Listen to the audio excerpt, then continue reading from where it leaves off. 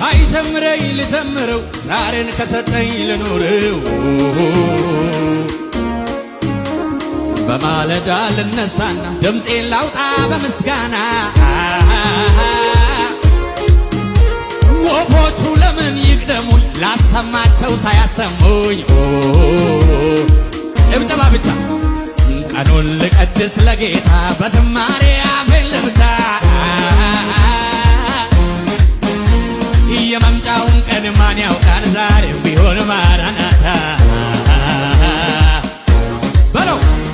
የገባው ሲያመሰግን ያልገባው ሲያጉረመርም ስህተት ፈላጊዎች ሰሙ የተራቦቶ